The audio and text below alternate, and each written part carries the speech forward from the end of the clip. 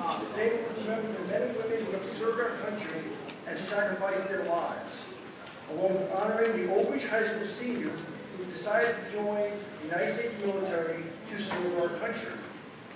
Please stand while our Oak Ridge High School Junior ROTC Color Guard presents our national colors.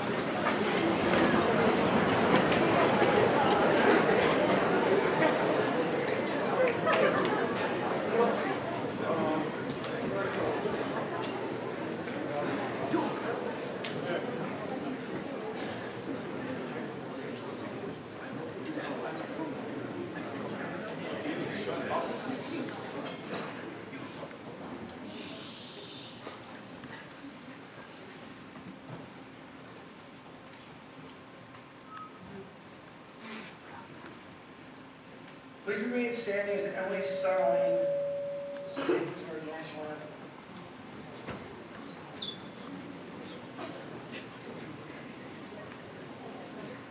Oh, say, can you see by the dawn's early light what so proudly we hailed at the twilight's last gleam, whose broad stripes and bright stars through the perilous fight o'er the ramparts we watched were so gallantly streaming, and the rockets red glare, the bombs bursting in air, gave proof through the night that our flag was still there.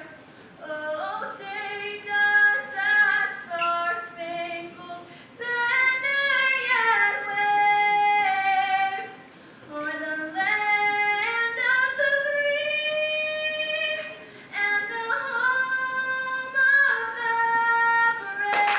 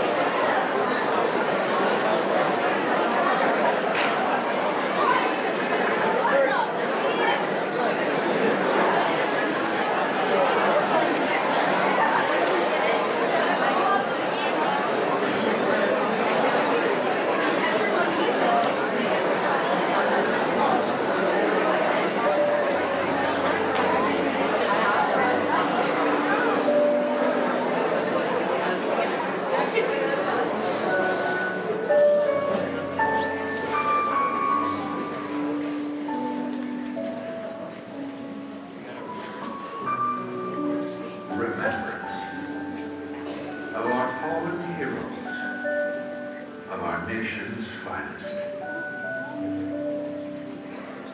To remember is to honor the ultimate sacrifice that millions have paid so that future generations might be free. Remembrance imparts dignity to the sacrifices made and the ones who made them. Remembrance defines purpose for why so many fought and so many died. Remembrance reflects our values, from the ideals that guide us to the gratitude that humbles us. Remembrance creates a legacy for the men and women who died and the inalienable God-given rights their sacrifices preserved. From revolution to preservation, in times of uncertainty and clarity, what our nation called The brave responded. The courageous fought. And some gave it all. For our safety. For our rights. For our civilization. For our freedom.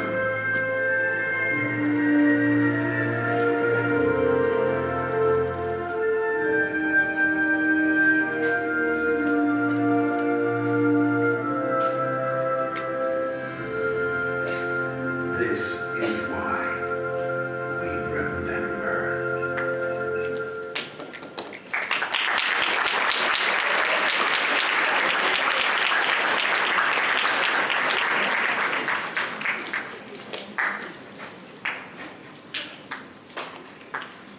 Today, we remember the 1.3 million men and women who have given their lives in service of our country. Every November, we honor those who served our country in its time of need. On Memorial Day, which was this past Monday, we honor those who have given their lives for our freedom and gave the ultimate sacrifice while defending our way of life. When a member of the military dies in battle, the body is escorted home by another soldier as quickly as possible. That soldier will stay with the deceased from the battlefield to their hometown and through the burial. Along the way, many tears will be shed. This process is called dignified transfer.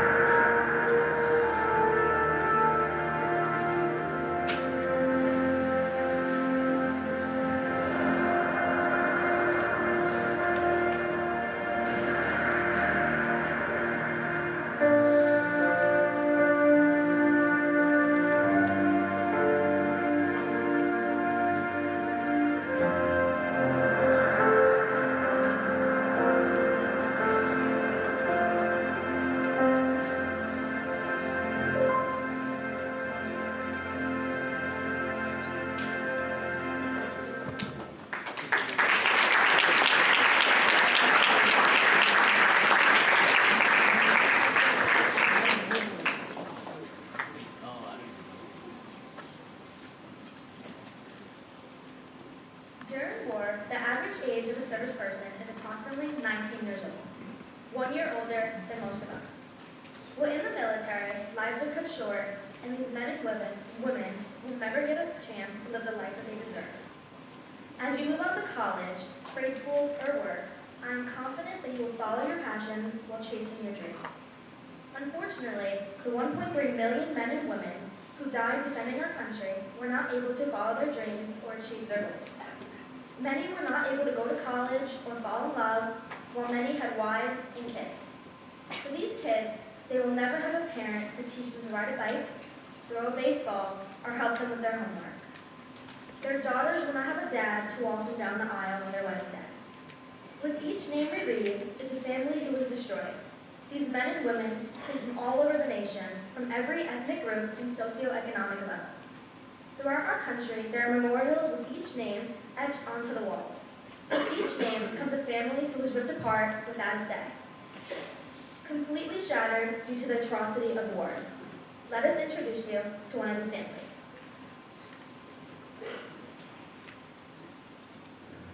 The Lord is my shepherd, I shall not want. He makes me to lie down in green pastures.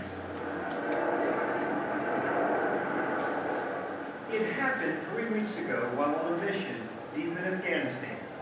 Michael truly lived up to his name in that he was a prince among men.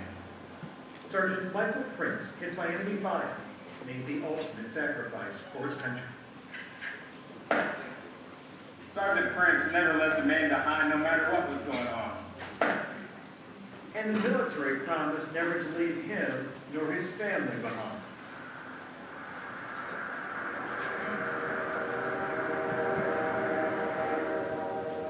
I caught something out of the corner of my eye.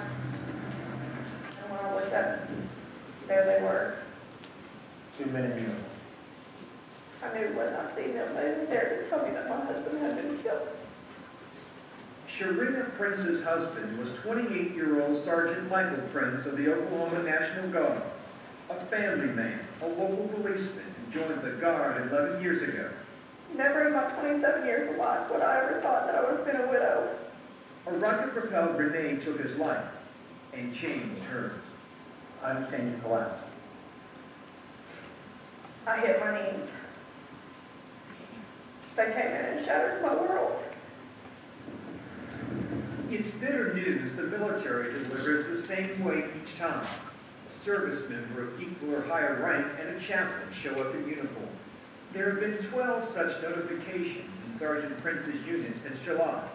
Their whole life, changes in a blink of an eye. It was Captain Franklin Alexander and Chaplain Jeremy Dunn who knocked at the Prince family door with this sober news. The Secretary of the Army has asked me to express his deep regret that your husband, Sergeant Michael Prince, was killed in action in the Sakal Valley of Afghanistan. You don't read this off the card. I'll speak. No. You look him in the eye. Can you tell? A message not only hard to hear, but difficult to deliver.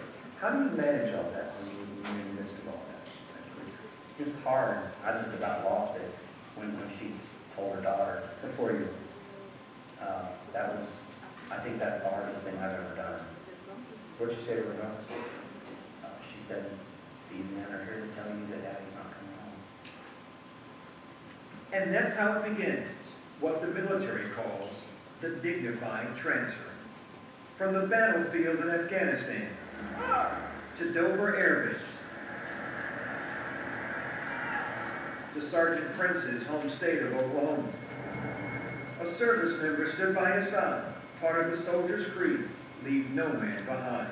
Thank you, son.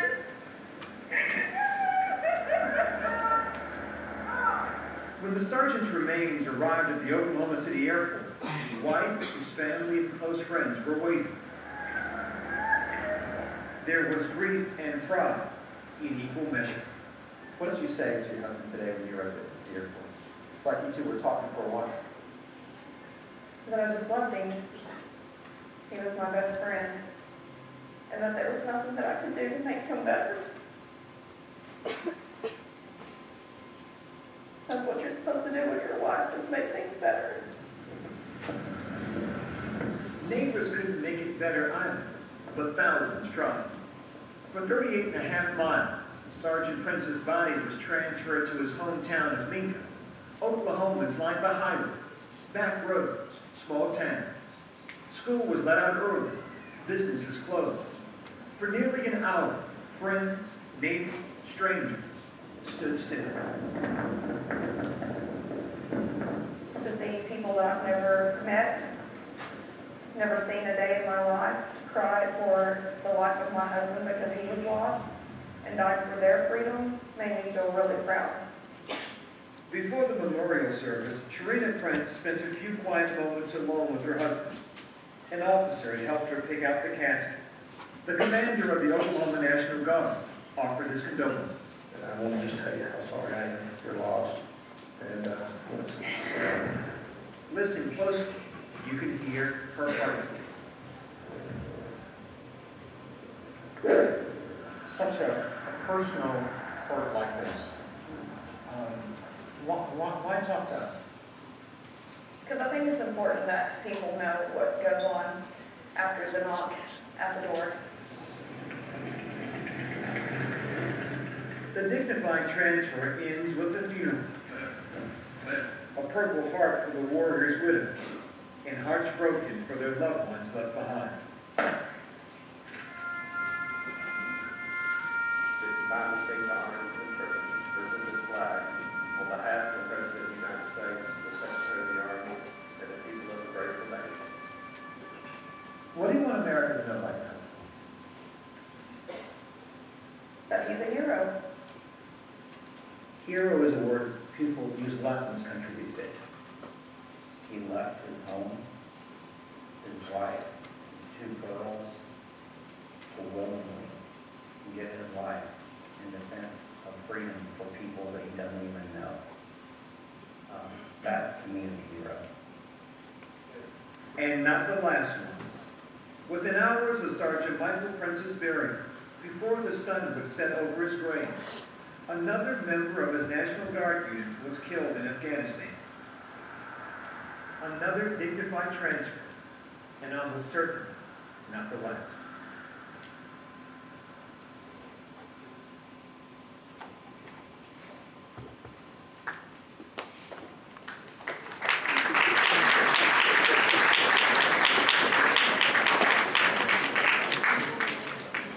This past year, hundreds of our military personnel have died either in combat or while training. Today we will honor 5 who died in a helicopter crash, 3 were killed in a drone attack, while the last 2 were Navy SEALs. Let us introduce these 10 men and women who we now call heroes.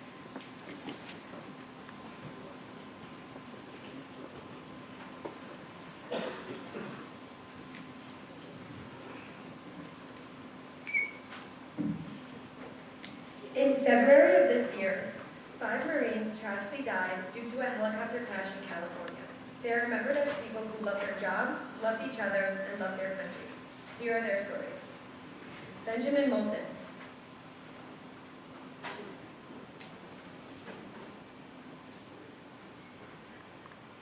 As a little boy, Benjamin Moulton loved going fishing. He loved being on the boat, playing a game he called Pirates and Sea Captains. He would have his dad call him captain, not knowing he would become a real one in the United States Marines. He had dreams of being a pilot just like his grandfather. Friends and family called him a leader, great friend, amazing brother, and a proud father to his service dog named Buck. Jack Casey.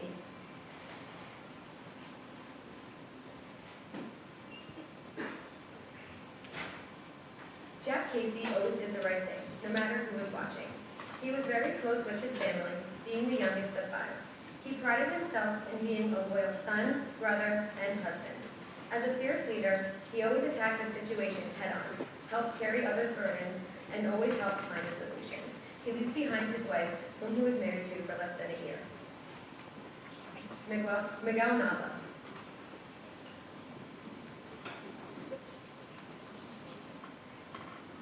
Miguel Nava was a very relatable young man.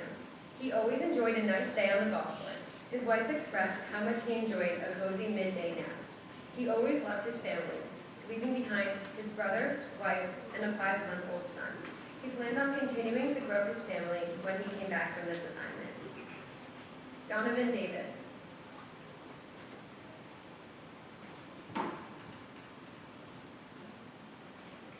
Donovan Davis was a quiet, soft-spoken, thoughtful, and kind young man. He grew up in a military family. From an early age, he always wanted to serve in the Marines. He was always making people laugh. Everyone says that they always felt safe when he was around. Alex Langin.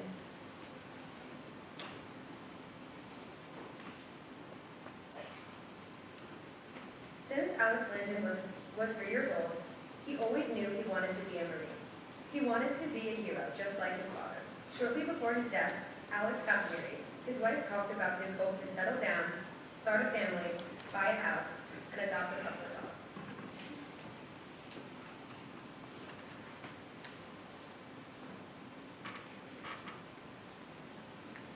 In January 2024, 3 Army Reserve soldiers were killed in a drone attack on the U.S. base in Jordan. Here are their stories. Kennedy Sanders.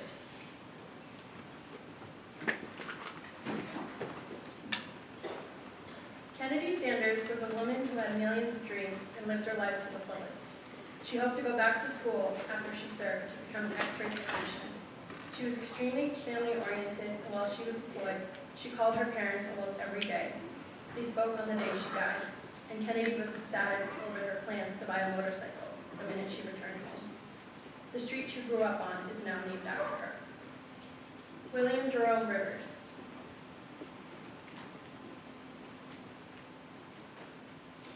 William Jerome Rivers was a New Jersey resident just like us.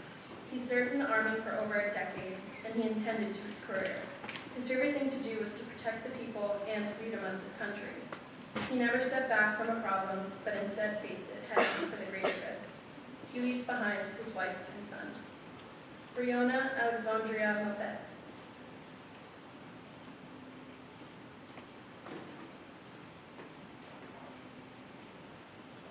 Breonna Moffett grew up religious and always put God first. When she would walk in, her energy would light up the room. If you were shy or quiet, she immediately pushed you out of your shell. It was always a good time when Breonna was around. She was the ultimate friend.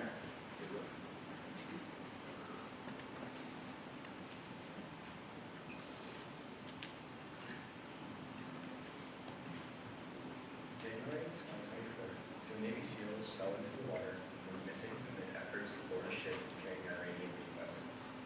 They were missing for 10 days until they were declared dead. There is nothing more selfless than serving your country, but jumping into stormy waters to save a fellow SEAL comes close, and that's exactly what one man did. Here are their stories. Nathan Gage. It was no shock that Nathan Gage ended up in the military. In high school, he was known to be a selfless man. His most notable trait was his dependability, being there for anyone and at any time. This made him loved by everyone. He was someone who always chased his dreams.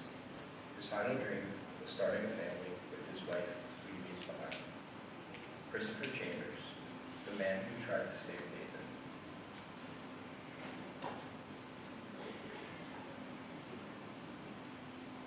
Christopher Chambers always loved the water. He swam for the swim team and eventually became the coach where he impacted many students. His former athletes called him genuine, selfless, and brave. They noted that he always had a huge smile.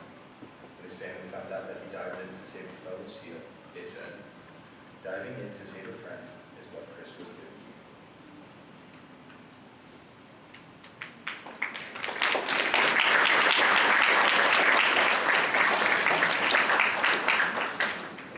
We honor these 10 men and women by making these 10 chairs open. The 10 chairs represent 10 individuals who gave their lives for our country. They could have been a lawyer helping the poor and disadvantaged, a doctor treating and caring others, or even a teacher at the Bridge High School. They could have fallen in love, started a family, watched their favorite team win a championship, and achieved their lifelong goals. They never had these opportunities because their lives were cut short. Life can change in an instant.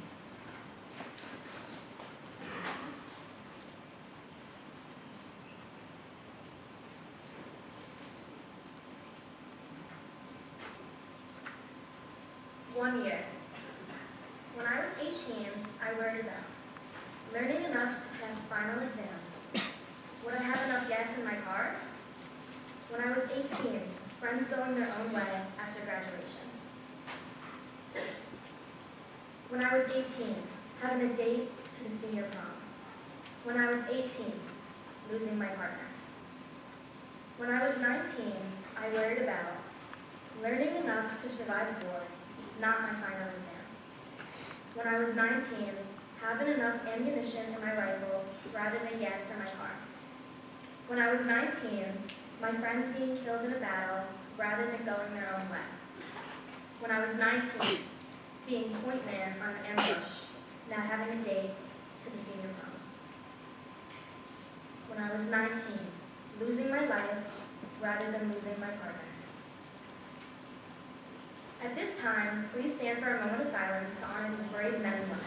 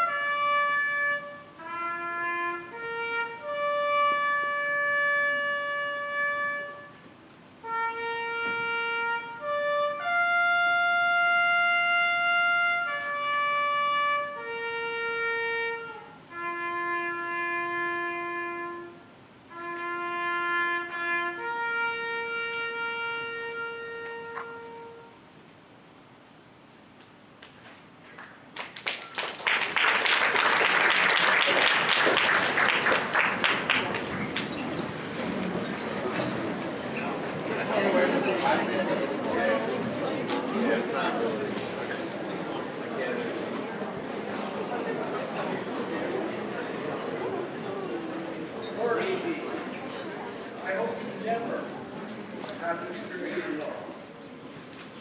War is probably the most immoral thing on the face of the earth. Many generations of Americans have carried the burden of defending the United States of America. With many who go to college or starting civilian careers, the boys who are 18 years old in this audience are required to sign up for the selective service. Today, thankfully, there is no military draft, and you do not have to worry about being called to war.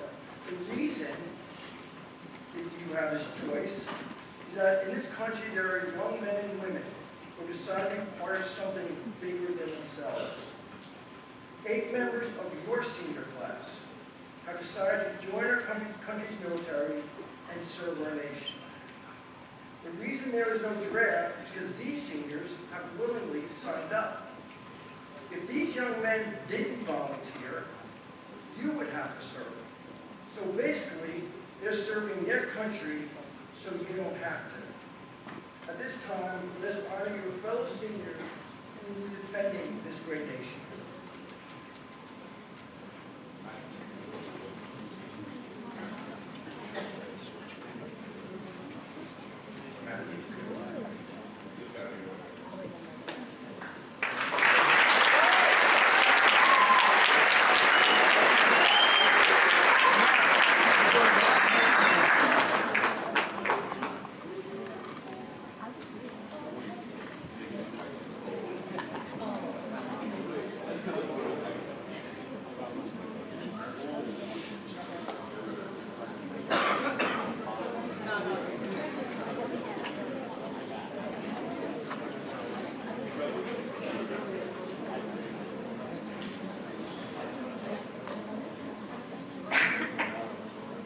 Matthew has decided to enlist in the Air Force National Guard. This September, he will be attending boot camp at Lackland Air Force Base in San Antonio, Texas. After boot camp, he will attend Aircraft Crew Chief School at Shepherd Air Force Base, Texas. Jacob Carr.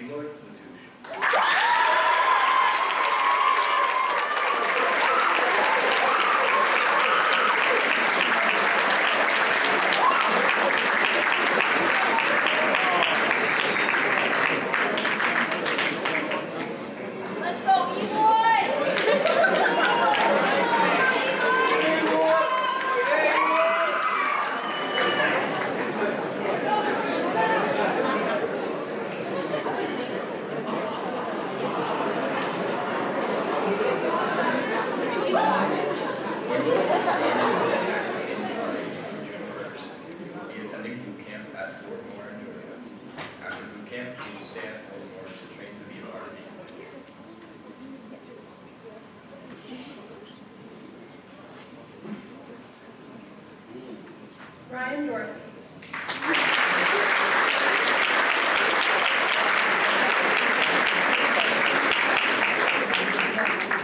Ryan, who is unfortunately not here with us today, will be entering the United States Marine Corps. He will be attending boot camp in Parris Island, South Carolina. After boot camp, he will be training to be a combat engineer at Camp Lejeune in North Carolina. Luke Lombardi.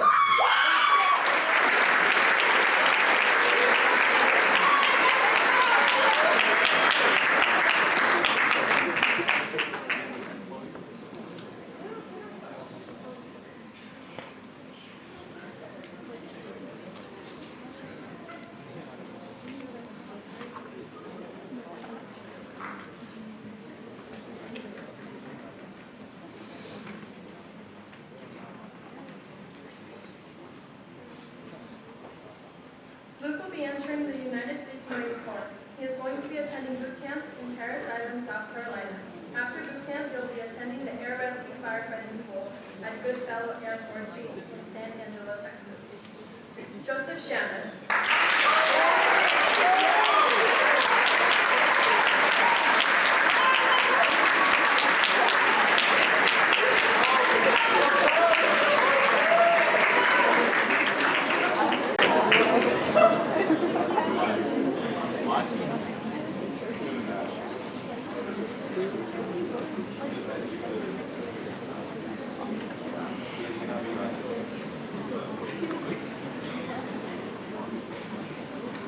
Joseph has decided to enlist in the United States Marine Corps. This summer, he will be attending boot camp at Parris Island, South Carolina. After boot camp, he is training to be part of infantry at Camp Lejeune in North Carolina. And while we will all be graduating on June 24th, Joseph will be missing the ceremony because on that date, he'll be heading to boot camp.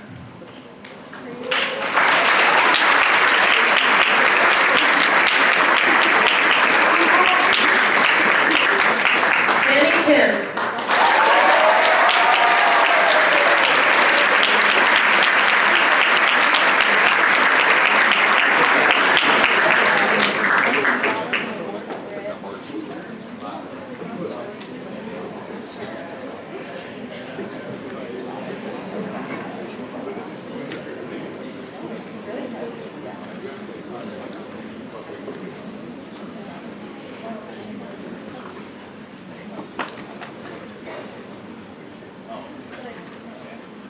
Danny has been appointed to attend the United States Military Academy in West Point, New York. After graduating from the academy, Danny will be obligated to serve 5 years in the United States Armed Forces. While at the academy, he will be studying engineering.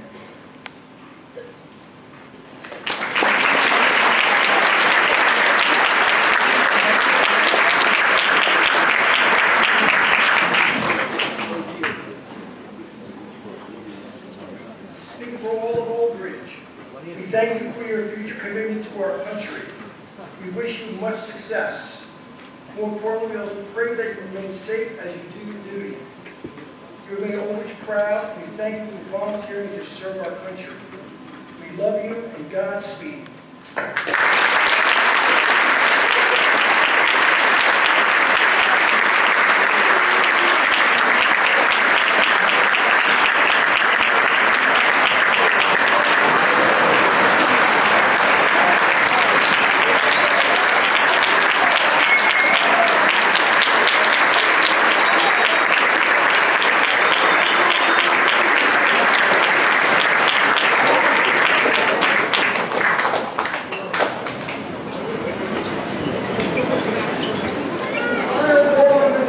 We'll play their military songs. If this is your military branch, please step forward when it is played.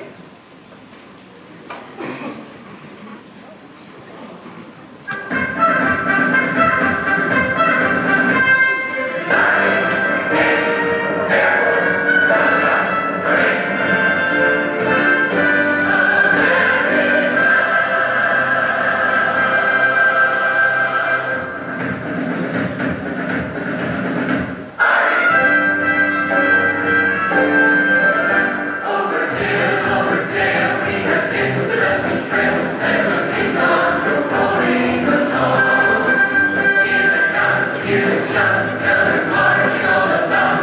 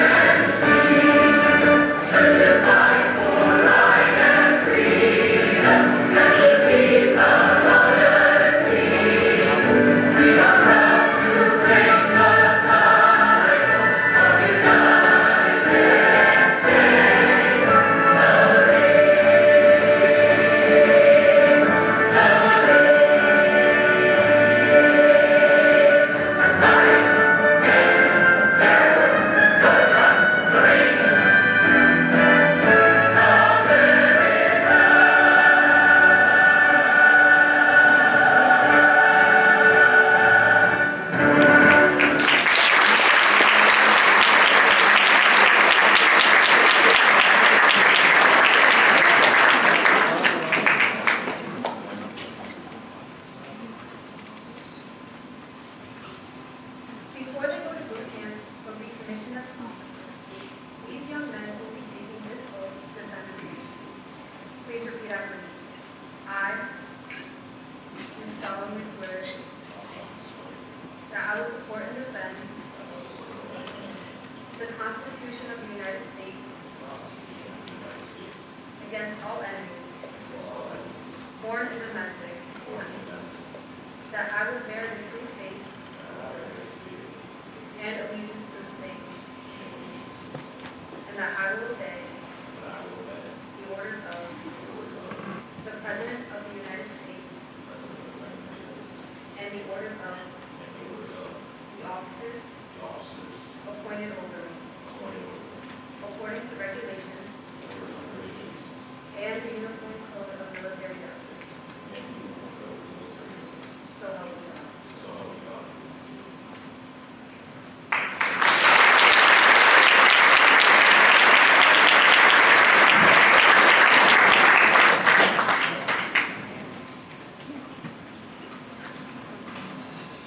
Before I thank those who helped me with the ceremony, I'd like to acknowledge the members of the Board of Education, Ms. Dodry and Ms. Francisco. Thank you very much for being here. I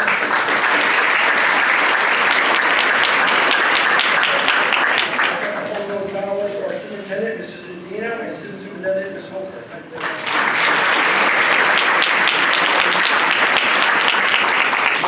This is all many people have to be involved here. First, I'd like to thank Dr. Sasso and the entire administration who helped and guided us along with their great support.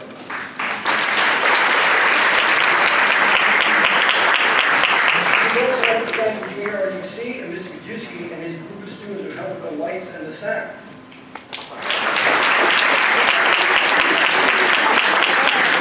Really thank you for your attention during this medical session. Thank you very much. You guys were very polite and we appreciate it. Give yourselves a hand.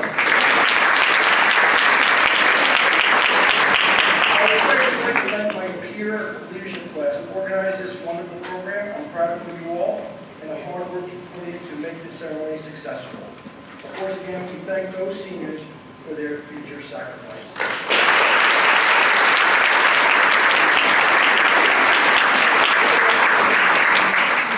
Over 23 years ago, America faced the horrors. Over 23 years ago, America faced the horrors of 9/11, and that went through us all together. Recently, we also endured the COVID pandemic, and now we're facing economic uncertainty. But with all the crises that we have had to confront, we have endured them together. And I know it will make us stronger. We are Americans. To end this ceremony, here is Lee Greenwood shortly after 9/11. I ask you all to sing and raise your light up. We're proud to be American.